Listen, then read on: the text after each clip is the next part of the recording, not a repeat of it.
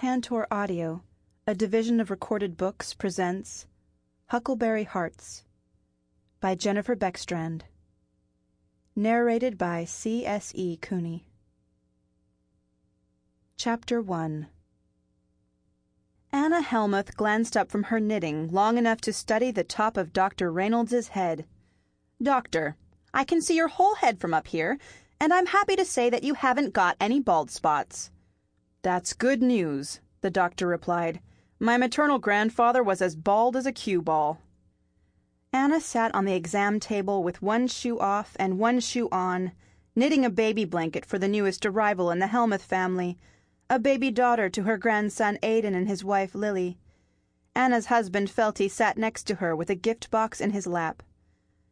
The young, handsome doctor with the slightly crooked nose perched on his rolling padded stool, carefully examining the bottom of Anna's foot, and that was why she had such a good view of the top of his head. He worked his thumbs around the edges of the black spot the size of a quarter on the pad of her foot. She squirmed and tried not to drop a stitch while he poked at her. "Sorry, Mrs. Helmuth," the doctor said, applying firmer pressure so as not to make Anna jump out of her skin. "Call me Anna. We Amish don't go by Mr. and Mrs." One side of the doctor's mouth curled upward even as his eyes danced with good-natured humor. "Sorry, Anna." His smile was one of the reasons Anna was considering him as a match for her granddaughter. Cassie needed a pleasant young man who would make her laugh and wasn't afraid to be laughed at. He had good teeth and a full head of hair, which made it more likely that Cassie would take a second look. And although Cassie wasn't Amish anymore, she needed a godly husband more than anything else. The doctor had a way about him that told Anna he was a man of God deep down. Anna's knitting needles clicked in an easy rhythm born from years of practice. "You're not married, are you, doctor?" Felty drummed his fingers on the top of the box in his lap. "You asked him that same question at our last appointment, Banani." Anna raised her eyebrows at her husband. "It's been 2 weeks. I'm just making sure his situation hasn't changed." Dr. Reynolds chuckled softly, even as his fingers probed the bottom of Anna's foot. "Nope, not married." "And what about a girlfriend? Do you have any girlfriends?" "No girlfriend." Anna winked at Felty as her smile grew wider. "You must be wonderful lonely yet," she said, starting a new row of stitches on her blanket. The doctor let Anna's foot slip from his grasp and scooted over to the cart that held his computer. "I don't have much time for a social life. The hospital kind of owns me until I finish my residency. I live in a 1-bedroom apartment with an ancient sofa and a turtle named Queenie. I don't get out much except to come to the hospital."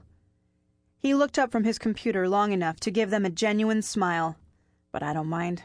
I've wanted to be a doctor for as long as I can remember, and I get to treat good people like you. You are the first Amish folks I've ever met." "It's good you met us first instead of David Eicher," Felty said. "He's a hard pill to swallow." Anna nudged her husband with her elbow. "Now, Felty, be careful what you say. David's daughter is married to our grandson." The doctor looked like he was doing important work on his computer, and she hated to interrupt him, but she had to know a few things before committing to him altogether. "Do you like children, doctor?" "Children? I love 'em. I want a whole passel of kids someday." His lips curved as he typed away at his computer, which is probably why I don't have a girlfriend. Talk of kids tends to scare women off. "Not if you're Amish. We are determined to multiply and replenish the earth." "Single-handedly," Felty added with a twinkle in his eye. "Now, Felty." Anna looped the yarn around her needle and eyed Dr. Reynolds.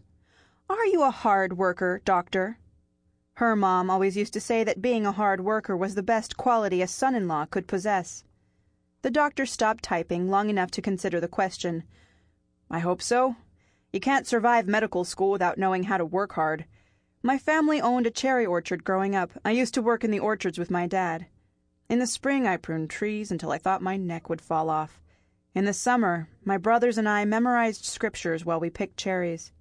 "You memorized scripture?" The doctor sprouted a crooked, unnatural grin and nodded. That was all she needed to hear. God had put the doctor in Anna's path, and Anna wasn't about to waste the opportunity. There wasn't even time to consult Felty. She had to act fast. The doctor rolled back to the exam table and took Anna's hand in his. Sympathy flooded his expression. "Mrs. Helmuth?" "Anna." "Anna, I'm afraid I have bad news. We got the results from the biopsy we did at your last visit. That black patch on the bottom of your foot is cancer. Melanoma. It will have to be cut out." Anna furrowed her brow. "Does this mean I need to come back?"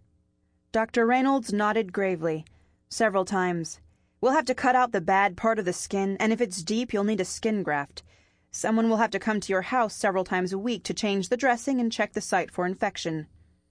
Anna burst into a smile. "So we'll be seeing a lot of each other." The doctor raised an eyebrow. "Not exactly the reaction I expected." "God moves in a mysterious way, his wonders to perform." Anna deposited her knitting in the canvas bag next to her, slid from the table, and took the box from Felty's lap. "You'll be the one operating, won't you?" "I could do it, but I'm on my dermatology rotation right now. You might want the plastic surgeon to do your skin graft. I've only done 6 weeks of plastic surgery." "Stuff and nonsense! You're being humble." Anna pursed her lips and turned to Felty. "Another wonderful good quality in a husband." The doctor's lips twitched. "I assume you want someone to operate on you, not marry you." Anna pinned the doctor with the look she usually reserved for naughty grandchildren, complete with the twinkle in her eye. "I don't want to marry you, doctor. Felty and I have been very happy for 64 years. "I'm glad to hear it," Dr. Reynolds said. "But I'll only agree to the surgery if you do it," Anna added, standing firm so that not even a team of Percheron horses could move her. A grin played at Dr. Reynolds' lips. "I'll have to check with Dr. Mann first, but it should be okay." Beaming like a lantern on a dark country road, Anna handed Dr. Reynolds the box. "I made these especially for you, doctor. I know you won't disappoint me." Dr. Reynolds opened the box and pulled out the navy blue mittens that went with the fire engine red scarf and the red and blue beanie Anna had knitted, also in the box. "These are for me? Why would you knit a pair of mittens for me?" Anna grinned. It was always good to keep potential suitors a little off balance. "There's a beanie and scarf to go with it." "It's an extraordinary gift for someone you barely know." "My grandmotherly talents haven't led me astray yet. You're the one I've chosen to receive the special beanie." The doctor looked as if he didn't quite know how to argue with that. Smiling, he picked up the red and blue beanie and stretched it onto his head. It fit perfectly over all that thick hair of his. "Thank you. It's very kind. Knitting reminds me of my mother." "I want you to feel warm and cuddly when you think of the Helmuths." Dr. Reynolds grinned as he wrapped the scarf around his neck. Anna had made it extra long. She didn't want a stumpy scarf to be the reason he wouldn't marry her granddaughter. "Just in time for the coldest days of winter," he said. Anna was sure he would have put on the mittens, too, if he weren't still working on the computer. He finished whatever he was typing, took Anna's hand, and guided her to sit in one of the soft chairs. Felty, bless his heart, waited on the exam table, probably keeping it warm in case she needed to sit there again. The doctor, with his beanie and scarf, rolled his stool directly in front of Anna. "I don't want you to worry about this. There's no reason we shouldn't be able to get all the cancer during surgery. You're going to be just fine, and have a killer scar on the bottom of your foot." Anna waved her hand in the doctor's direction. "Oh, I'm not worried. The good Lord has a purpose for everything. Isn't that right, Felty?" "Yes, it is." She patted the doctor's hand. "But if you're worried about it, we should pray together. God will comfort you better than even my beanie can." A shadow flitted across the doctor's face. "I'm not worried. You'll be fine." Anna didn't especially like that expression. "You're uncomfortable praying?" "I suppose I am." "But you said you used to memorize scriptures." "I did, out in the orchard."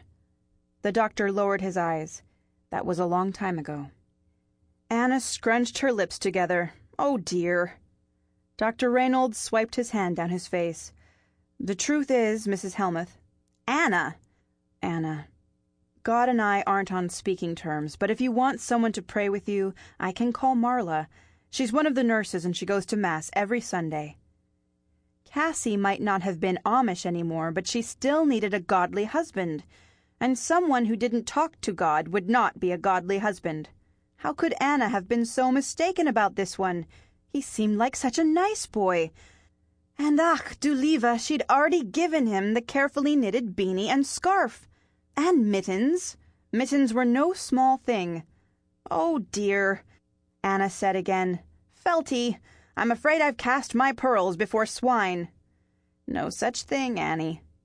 Dr. Reynolds cracked a smile. Am I the swine? He pulled the beanie off his head, and wisps of his sandy blonde hair stuck straight into the air. If you'd rather offer this to someone more religious than I am, I completely understand. You had no idea what my relationship with God was before you gave it. His expression almost melted her heart. He truly held no hard feelings whatsoever. Maybe there was hope. What kind of person would she be if she took back a gift simply because the young man might be unsuitable for her granddaughter? Of course not, Anna insisted. Even if you are a swine, I gave that beanie freely. I want you to have it. Dr. Reynolds chuckled as his eyes danced with amusement. I guess I'm not used to the Amish customs yet. Anna wrung her hands. Oh, dear, I didn't mean to call you a swine. It's just an expression. The doctor patted her hand reassuringly. I know what you meant. And if it makes you feel better, you're not the first woman to call me that. Felty always seemed to be able to get to the heart of the matter. So, you don't believe in God? Dr. Reynolds frowned in concentration. I'm not sure. That's better than a no, Felty said. Anna tapped her finger to her lips. So your faith is wavering, but not altogether extinguished. Felty can work with that, can't you, Felty? I don't know what you're talking about, Annie. I mean that there's still hope for Dr. Reynolds, Anna said. The doctor lowered his head to hide another grin. Probably not. Just you wait, Anna said, nodding at the good doctor who'd misplaced his faith. By this time next week, your faith will bloom like a cherry tree in springtime. The doctor cocked an eyebrow. What's so special about next week?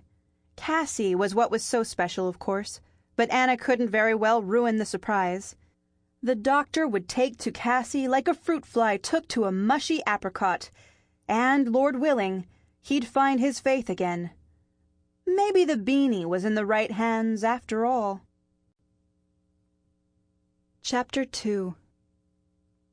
Weaving wildly from side to side was not usually the way Cassie Coblenz liked to drive, but it was the only way she managed to get up Mommy and Dottie's hill in the Beast. The Beast was what she affectionately called her 1993 Honda Accord. Affectionately, because that car, which she had scraped together every last dime to buy, had seen her through 5 harsh Midwestern winters, had nearly 240,000 miles on it, and hadn't complained about anything, even when Cassie drove it all the way to New York City to visit the Metropolitan Museum of Art. Mommy and Dottie's hill proved to be quite an adventure.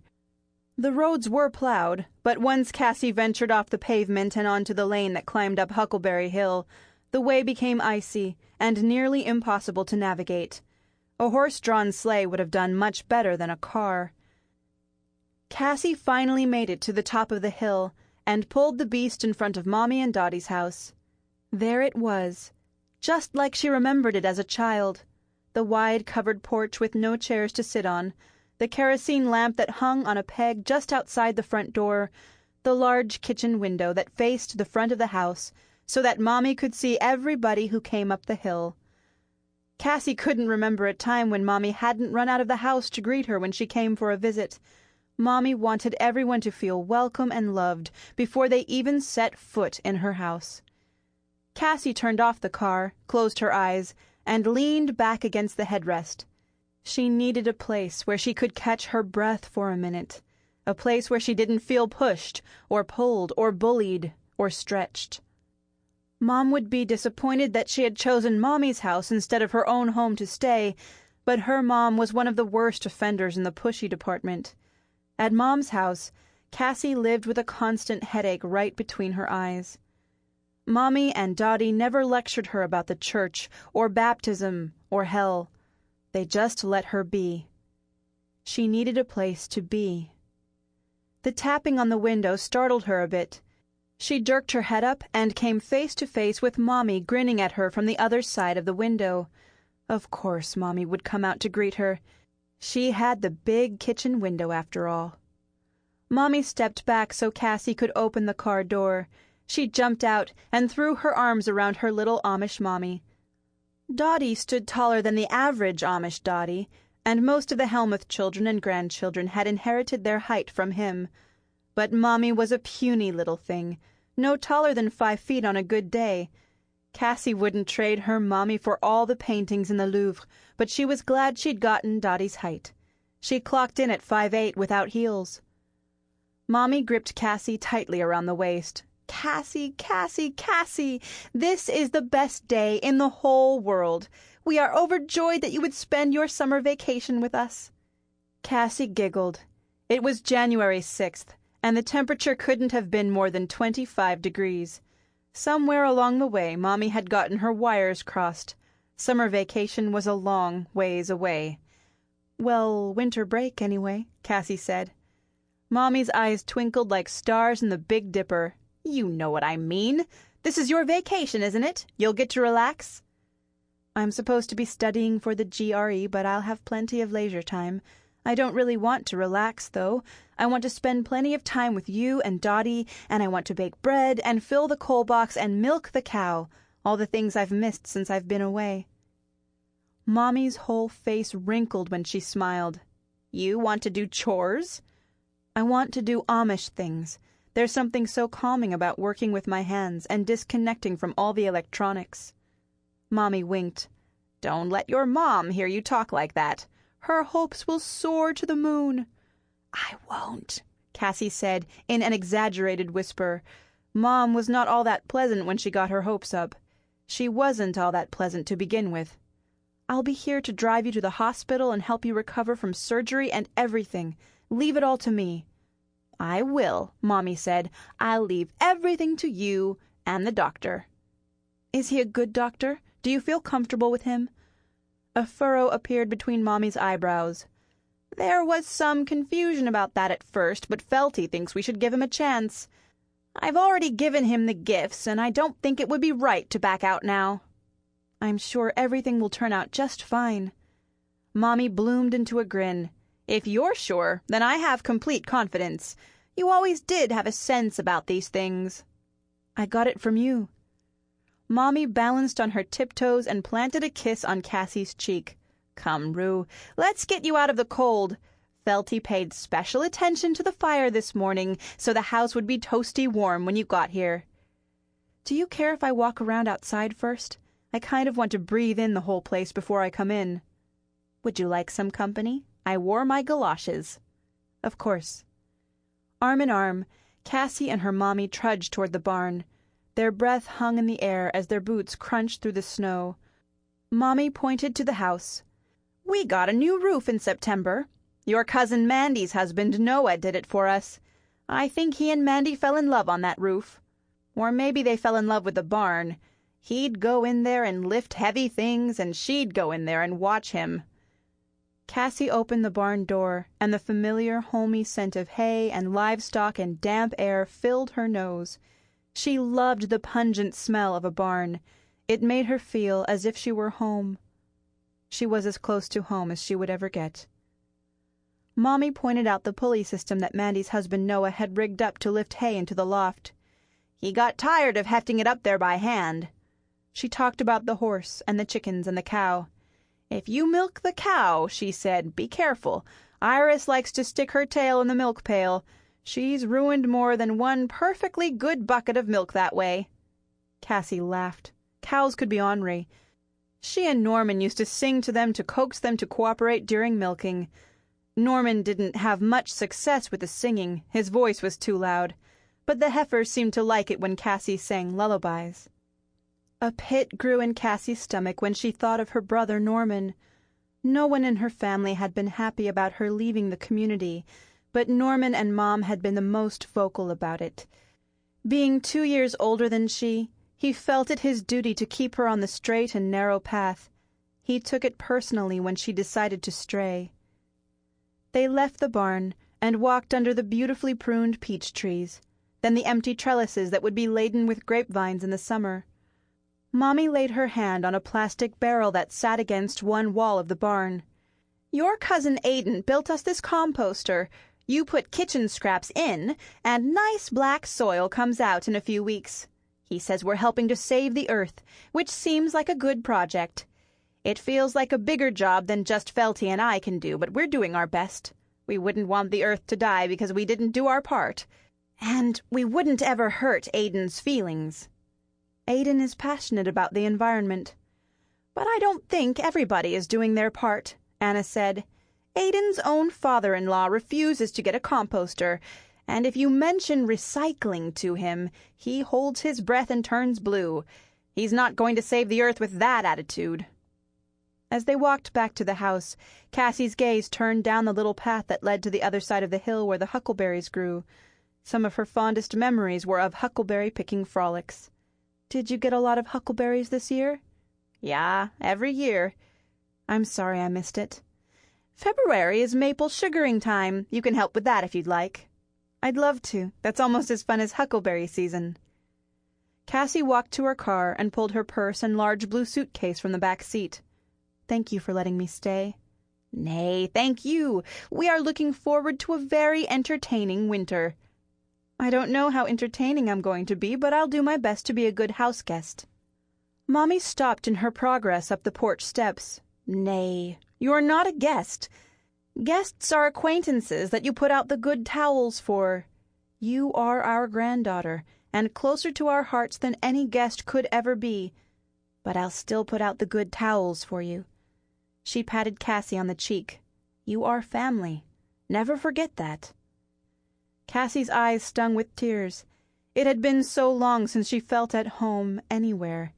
It was a sure sign she desperately needed a break from the real world when one kind word from Mommy nearly made her melt into a puddle of water right here on the porch. Mommy hadn't been kidding about the warm house. They were hit by a wall of heat as soon as they walked into the kitchen. Dottie had probably been feeding the stove in the cellar all morning. The kitchen table to her right was crowded with platters of cookies. "What's all this?" she asked. Mommy, always genuinely happy, seemed to turn on a sort of fake cheerfulness in her voice. "We can't celebrate your homecoming without eats." Cassie set her suitcase on the floor and took a deep breath. The great room was just as she remembered it. Even Sparky, Mommy's curly white dog, didn't seem to have moved in the last 4 years. She lay asleep on the rag rug in front of the sofa. Dottie's recliner sat in the place it had been for 20 years, except it wasn't the same recliner. He'd probably rocked the old one down to dust.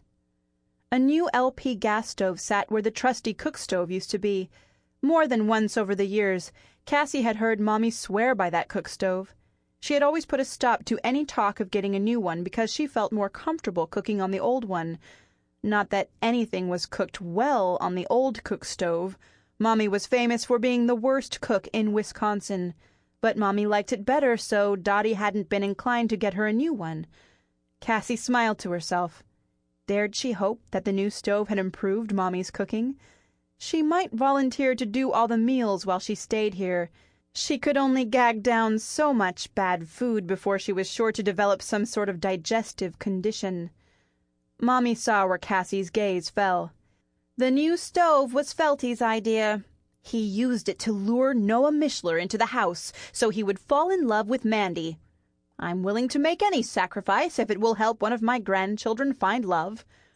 Cassie smiled and wondered how someone could be lured into the house with a stove. Dear Mommy.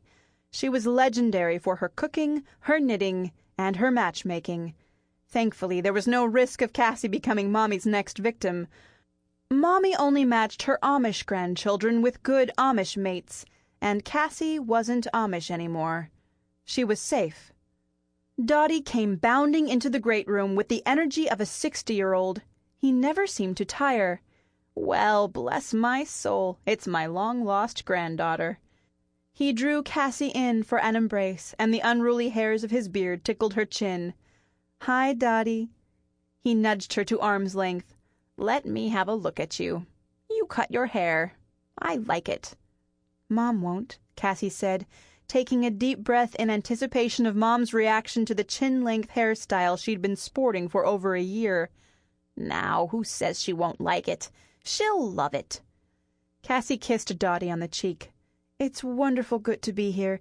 Thank you for letting me come." "The Lord's timing is perfect," Mommy said. "How often do I get melanoma on my feet?" "I'm glad I could be here." Cassie took off her coat. "Can I help make dinner?"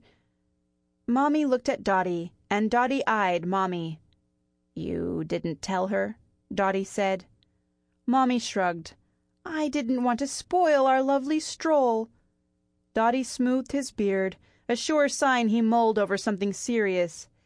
"Cassie, I have some good news and some bad news. Your mom caught wind that you would be arriving today, and she's invited herself to dinner." Cassie's smile suddenly felt as if it were plastered onto her face. "Is that the good news or the bad news?" Dottie thumbed his suspenders. "Yeah." She sank into one of the chairs at the table. "I had hoped to have a little more preparation before I saw Mom." Mommy plopped next to her and patted her hand reassuringly. "I tried to think of a good fib, but your mom caught me off guard. She even insisted on bringing the food. I couldn't think of a good way to say no. Sometimes it's tricky being the mommy. I'm always getting myself into trouble." "It's all right, Mommy. I knew I'd have to face them sometime. I was just hoping for a good night's sleep first." "Your mom loves you very much," Dottie said, in an attempt to make her feel better. Cassie slumped her shoulders. "I know. She can't help herself. When we get together, she feels a certain responsibility to lecture me on the evils of the outside world. I just wish she weren't so ornery about it." "She thinks you're going to hell," Mommy said. "That makes her a little testy." Even though her lungs felt as if the beast were parked on her chest, Cassie couldn't help but giggle at Mommy's nonchalant attitude about where Cassie would or would not end up in the afterlife. "Everybody in the community thinks I'm going to hell. It kind of puts a damper on things." "I guess it does," Dottie said, pulling out a chair and joining them at the table. Mommy shook her head. "I don't think you're going to hell, dear." "I know," Cassie said, "but I don't understand why. You are two of the most dyed-in-the-wool Amish I know." Dottie snatched a cookie off one of the plates and took a bite. "There are 8 billion people on this planet yet, and I have a pretty hard time thinking that God created all those children just to send them to hell because they're not Amish. My job is to live my life the best way I know how, and leave the judgment to Him." He leaned back in his chair and pushed his lips to one side of his face. Cassie laughed. "Be careful, Dottie. That's pretty radical talk." "I usually keep it to myself." "Felty, you are so smart," Mommy said. "I had no idea there were that many people in the world." "No smarter than you are, Annie. You know how to make ginger snaps without a recipe, and they're so tasty." Cassie eyed the ginger snaps on the plate.